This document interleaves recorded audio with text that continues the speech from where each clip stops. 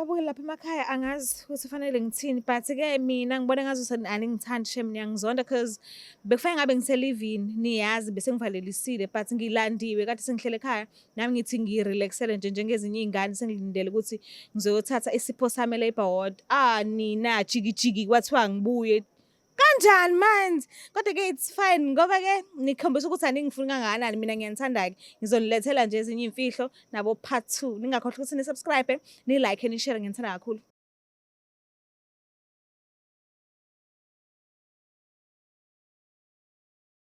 Ngiyanibingelela nonke babukeli be-Black Life TV kuphi nakuphi la kufika khona lo mbukiso. Igama lami nginguStufuza Dlangamandla Zulu, umngwenyenkomo umsofukazi umvuleli intokozo yazalwa uMamkhize. So today ngivakashela uma la kuhlelo esilibiza ngokuthi sikhipha izimfihlo ozongichazela kabanzi ngemfihlo yakhe nanokuthi-ke soyifihla isikhathi esingakanani, asike simuze ukuthi ngabe siphatheleni. Sawubona? Yebo, sawubona sisi. Kunjani? Ngiyaphila, wena unjani? Ngiyaphila nami. Ubuya kuphi ngokuhlala? Ngihlala eMlazi sisi. Okay. So asike sivele singene emfihlweni, kwenzakalani noma kwenzekeni yini lo ufuna ukuyidlulisa? Okay, kunemfihlo enzima esehlale iminyaka enhlizweni yami, esengiphathe kabi iminyaka. Imfihlo yami ukuthi ngathelela usisi wami ngesandulela ngculazi. Kwenzeka kanjani lokho? Lento isuka kude siseyingane, yaqala nje siseyingane. Iza nazo. Kwenzakalani? Okay, kushuthi ngiseyingane sisakhula, abazali bami babemthanda usisi wami. Mina bengangithandi, uyayibona leyo. Umdala kunaye noma uyena umdala kunawe? Uyena omdala, mina ngomncane. Oh, okay. Kushuthi yena ngaso sonke nje isikhathi kwakusisi wami nje, uyabona nje, uyazi-ke nawe ekhaya abazali ukuthi babanjani. Vele kuma-families khona umuntu othandwayo, khona ongathandwa. Kushuthi mina ngaba ile type ebhedayo engathandwa. So manikhula-ke kunezinto ezazenzeka ungayithandi. Wawukusho lokho kubazali ukuthi lokhu ngibona ngazuthi anisilinganisi bazali, noma wawuthula ukuvalela esifubeni? Uyazi phela noma ungathanda noma thiwa uyazama ukuthi ayibo mina hello ngikhona nje. Hayi kwakusamthi hayi wena vele uyakuthanda ukukhuluma, uyakuthanda ucomplain, uyabona leyo nto. So ngagcina sengisamukela leso simo so yonke into enhlizweni. Ngangithula ngagcina senosisi wami sengasamthandi cabanga. Kwakunto enjalo nje. So mekuqhubeka kwenzakalani iza nazo? Okay, kushuthi nje lento sikhule nayo, kwathi noma sisesikoleni khona la usisi wami ngafike ngayitholela isoka isoka elihleni ngajola naleli soka kanti lingenza isilima lifuna usisi wami, lithandana nami kanti lifuna usisi wami. Yini enza ukuthi aqalise kwena gudle ngakwena ebefuna usisi? Angani phela mina vele nabafana ngangiyithandela. So kwabalula ukuthi angene kumina. Uyayibona le, uyayazi leyo nto, so wangena kalula kumina kanti hayi ngoba efuna mina ufuna usisi wami. Wakuthola kanjani lokho ukuthi ufuna usisi? Ekuhambeni kwesikhathi ngabona esengishiya mina ngoba phela angani wayekafika athola ukuthi sihleli nosisi wami, yayibona. Ngabona esethi nje lento yethu ayisebenzi into yethu, uyayibona leyo. Kanti unamanga ufuna usisi. Ufuna usisi wami. Ayi kodwa nawe usisi angazi ukuthi ngingamqoma kanjani umuntu okade ethandana nosisi wami, ngimazi. Kodwa-ke singabantu asifani and angijaji. So kwenzakalani-ke emva kwalokho? Okay-ke ngafunda-ke esikoleni-ke safunda-ke usisi wami wayehlakaniphile, mina ngangiyisidonyana. Mina zonke izinto zami zayibheda ngoba ngangiyisidomu.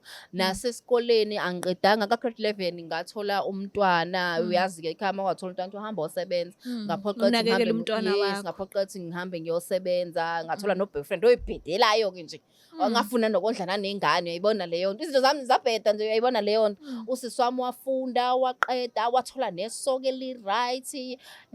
Yabona nje izinto zakhe zamhambela kahle, uyayibona leyo nto. Mina zabheda izinto, uyayibona leyo nto. Wathola isoka? Hayi-ke leli ababuya nalo esikoleni. Wathola elinye noma? Hayi ke phela kwakusayisemsoka, kodwa phela noma sakuthola late lokho ukuthi ayibo leli isoka kwakuyisoka vele, uyayibona leyo nto. So kwaba nje into efana njengaleyo, kodwa la seli-right phela ngaselinemali seli-right, uyayibona leyo nto. So nikhula nje bona nabo nothando labo liyakhula basathandana? Yes. Okay. So umthelela kanjani usisi wakho ngegcikwane? Hey mntakama, uyamazi usathane, uyamazi usathane mayekuhlasele, uhlezi unamaqhinga. Mawunosathane nje unenhliziyo embi, uhlezi unamaqhinga. Uyayibona leyo nto? So anganivele kwabalula kumina ngoba vele leli soka lami sasazwisana, uyayibona leyo nto. Okay. So kwathi noma sengifuna ukwenza igemegeme zami, kwabalula, uyayibona leyo nto? Ngakwazi ukuthi ngingene kalula esokeni lakhe, uyayibona leyo nto? Oh, uye Yes. walala nomuntu Usibari wakhe. wami, yes. Ngamthelela, ngathelela usibari wami, yena wayesedlulisela kusisi wami. Banengane bobawu-2? Yebo, banayo ingane. Yo. So wena uke wathola nini ukuthi uyagula and wagula kanjani wena-ke ngokwakho? Mina ngithole ngalesikhathi ngibeletha ngoba nami ngaka-grade 11 ngathola umntwana. Oh, okay. Obviously-ke mangabe usuke unengane uya-check ukuthi Vele nje baku-check e-clinic. ngathola So ngaleso ngaleso sikhathi. sikhathi. Yes. Yo, so manje usisi wakho yena akaze aphumele obala asho ukuthi uyagula. Ayi akaze azangichazela. Akazi kodwa uneshow wena ngoba Yes. Mhlambe noma nawe uyasaba ukuphumela obala. Phela lezi zinto siyayifihla thina abantu besifazane. So manje ke njengoba uthi wagcina ungasamthandi usisi wakho ngenxa yokuthi abazali babenganilinganisa ekhaya. Manje ke nina ubudlelwane benu ke usisi thusisi bunjani? Ya siyapretendana phela. Mina-ke I'm a good pretender. Mina ngeke ngize ngimxolele because leya nto yokuthi mina ekhaya bengangithandi ayohlezi ikhona empilweni yami. Kodwa phela siyakhuluma njengabantu befamily. Uyazi ama-families always about pretending. Ayikho ifamily ungathi yonke into real. Ama-families nje it's always about pretending. So mangase ekuzwe umtshele lezi indaba isimo sesizoba njani ekhaya. Senizobhekana kanjani nje kusuka manje ngephambili? Hey, ikona kuzoba muncu, kuzoba kuphi kodwa mina kuzongikhulula ngoba lento ihlezi sengize ngancipha nasemzimbeni. Asike simfonele simuze ukuthi lento le uzoyithatha kanjani.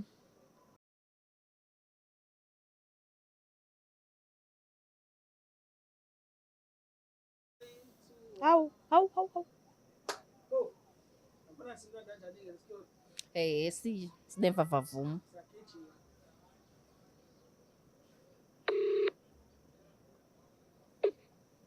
Hello. Yebo, kunjani? Ngiyaphila njani? Ngiyaphila nami. Ukhuluma noStufuza Dlangamandla from iBlack Life TV. Nginosisi wakho la e-studio. Ucela ukukhulumisana nawe. Ngamnika. All right. Sawubona wedadewethu.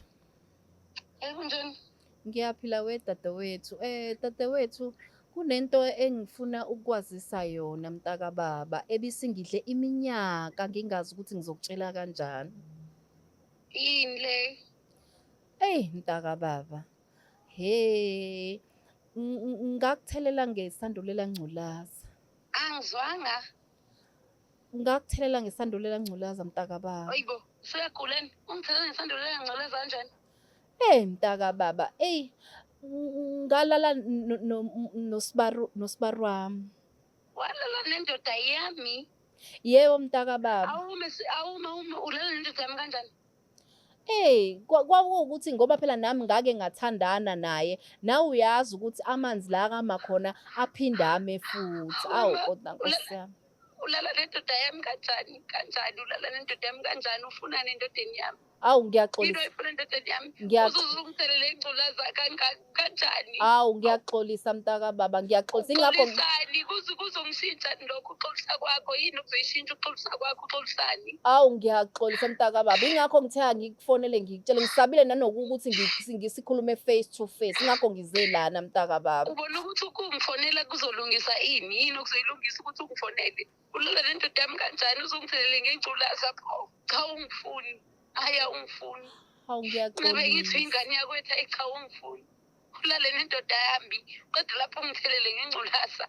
Sekumele ngidle amaphilisi mina ngenxa yakho. Ingakho ngisheshe ngakutshela kuze nihambe niyoqala imishanguzo nosibari. Ibizwa ngani lento yenzayo? Awu ngiyaxolisa. Ibizwa ngani lento yenzayo? Awu ngixolele mntaka baba ngixolele. Uzongithelele ngengculaza pho ngobani? Ngubani? Hawu ngixolele umona wokuthi Bengikwenzeni ngoThamtama? ngiyaxolisa ukuthi phela bengihlezi nginomona awuyazi nawe nasekhaya babekuthanda ukudlula mina bengingelutho kwaba usathane nje Kodwa wafika. ungathi ungishilile ingculaza pho. Awu ngiyaxolisa mntaka baba, ngiyaxolisa.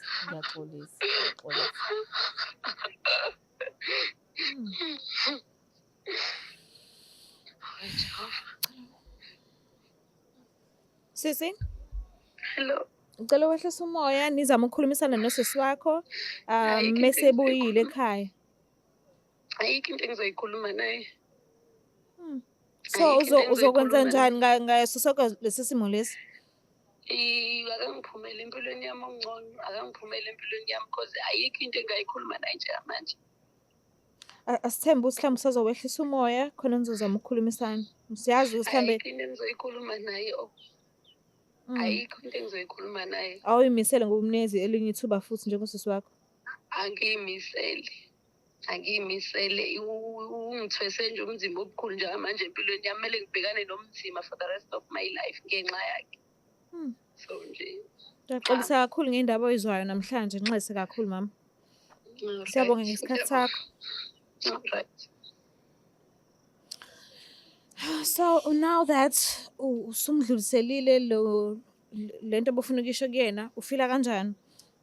Kona ngicabanga ukuthi nobuthongo sebuzofika nasebusuku cause bengingasalali lento bengiphatha kabi mangimbona nje noma sihlangene uyazi imndeni iyahlangana makunemisebenzi bekuba buhlungu ukuthi ngiyathanda ukumtshela kodwa nginefili.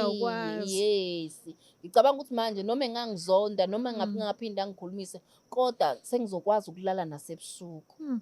Ubhuti yena lo ugcinene nokukhuluma naye? Ade ngagcina ukumkhuluma naye. So lokwamgcina nje ngalesi sikhathi. Ngalesa sikhathi sobabili sijabulisane ehhotela kwabo ukumgcina kwami lokho.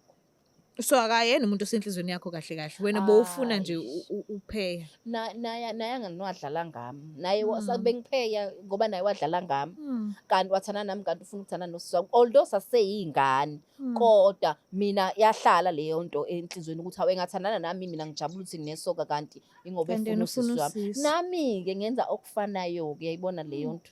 So ungathini kubantu sebabhekana nesimo obuya kusona?